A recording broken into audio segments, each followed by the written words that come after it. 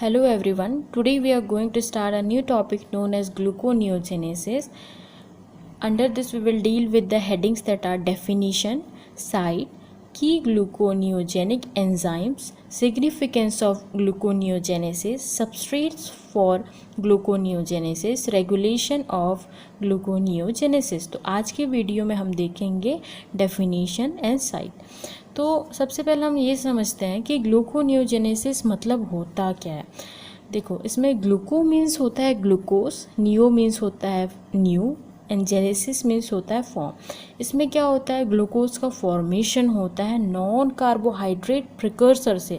ये non carbohydrate precursors कौन कौन हो सकता है, that are lactate, amino acid and glycerol. ये सब चीज़ों से बनता है ग्लूकोज।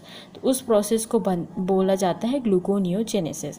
ठीक है, अब ये सारी चीज़ें हमने देखा, तो अब हमको ये भी पता होना चाहिए कि ये जो प्रोसेस है वो होता कहाँ पे। ये दो जगह पे होता है। एक तो होता है लिवर पे होगा, वहाँ पे प्रेजेंट होता है ग्लूकोज ट्रांसपोर्टर 2, और कुछ एक्सटेंट ऑफ रीनल कॉर्टेक्स पे होता है, किडनी के रीनल कॉर्टेक्स पे होगा।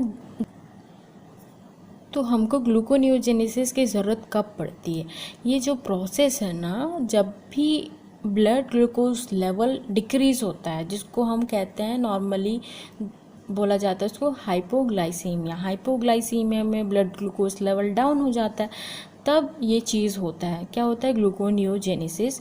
और कब हो सकता है, जब भी जो ब्रेन के प्रॉपर फंक्शनिंग के लिए बहुत ज़्यादा ज़रूरी होता है। तो ब्रेन के पास अगर ग्लूकोज नहीं होगा तो वो प्रॉपर फंक्शन नहीं कर पाएगा, तो उस टाइम पे भी ये चीज़ होता है, दैट इज़ ग्लूकोनियोजेनेसिस।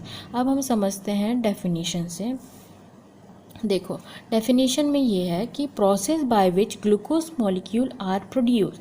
इसमें क्या होता है, ग्लूकोज मॉलिक्यूल जो है वो प्रोड्यूस होते हैं, वो बनते हैं फ्रॉम नॉन कार्बोहाइड्रेट प्रिकर्सर्स।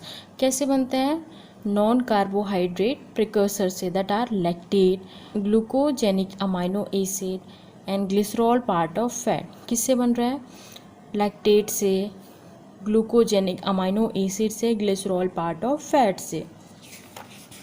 और देखो इसमें क्या है, इसमें propionyl CoA derive from old chain fatty acid. यहाँ ये प्रोपियोनॉल CoA से भी बनता है, जो डिराइव होता है ओल्ड चैन फैटी एसिड से। अब मैंने बताया था ये कहाँ कहाँ हो सकता है। साइट इसका दे रखा है liver and lesser extent in renal cortex. अब देखो, ये सब चीज़ें हमने देखी। अब 4 एंजाइम इसमें इन्वॉल्व होते हैं, बहुत इंपॉर्टेंट है, याद रखना ही है, वाइवा में पूछते हैं। That are pyruvate carboxylase, phosphoenol pyruvate carboxy kinase, fructose 1,6 bis phosphatase, glucose 6 phosphatase.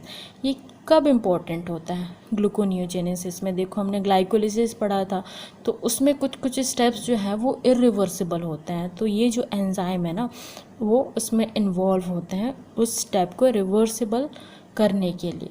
तो देखो क्या होता है, हम इसमें क्या पढ़ रहे हैं, इसमें हम पढ़ रहे हैं कि ग्लूकोज का फॉर्मेशन है। तो क्या है, लैक्टेट से बनेगा ग्लूकोज, ग्लाइसिन, इन सब से बनता है ग्लूकोज। तो इसमें कुछ स्टेप्स ऐसे होते हैं जो इरिवर्सिबल होते हैं, जैसे कि ग्लूकोज से जब ये ग्लूकोज 6 फॉस्फेट बनता है, तो ये जो स्टेप है ना वो इरिवर्सिबल होता है।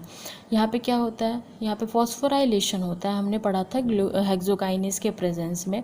और स्टेप 3 में क्या होता है, फ्रक्टोज 6 फॉस्फेट से बनता है फ्रक्टोज 1,6 बिस फॉस्फेट। ये स्टेप इरिवर्सिबल होता है। यहाँ पे 2 एंजाइम इन्वॉल्व हो गए, एक यहाँ पे एक यहाँ पे। और एक एंजाइम जब पायरुवेट से ऑक्जेलो एसीटेट बनता है, तो यहाँ पे कार्बोक्सिलेशन होता है, एक कार्बन ग्रुप जो है CO2 ऐड होता है यहाँ पे। क्यों होता है, क्योंकि ये जो है ना वो 3 कार्बन का होता है, लेकिन ऑक्जेलो एसीटेट होता है 4 कार्बन का। तो यहाँ पे इन्वॉल्व होता है एंजाइम, उसका नाम है पायरुवेट कार्बोक्सिलेज। तो फिर क्या होता है, ऑक्जेलो एसीटेट से हमको बनाना है फॉस्फिनॉल पायरुवेट। फॉस्फिनॉल पायरुवेट जब हमको बनाना है तो वहाँ पे एक एंजाइम इन्वॉल्व होता है, और यहाँ पे डीकार्बोक्सिलेशन भी होता है। जो कार्बन ग्रुप हमने यहाँ पे ऐड किया था, कार्बन डाइऑक्साइड जो हमने यहाँ पे ऐड किया था, वो रिमूव हो जाता है।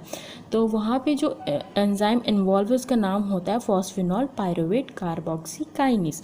तो ये इसके प्रेजेंस में जो कार्बन ऑक्साइड है वो रिलीज़ हो जाता है। तो ये सब सारी चीज़ें हम नेक्स्ट वीडियो में देखेंगे डिटेल में। So if you think this video is helpful then hit the like button and subscribe to my channel. Thank you for watching this video.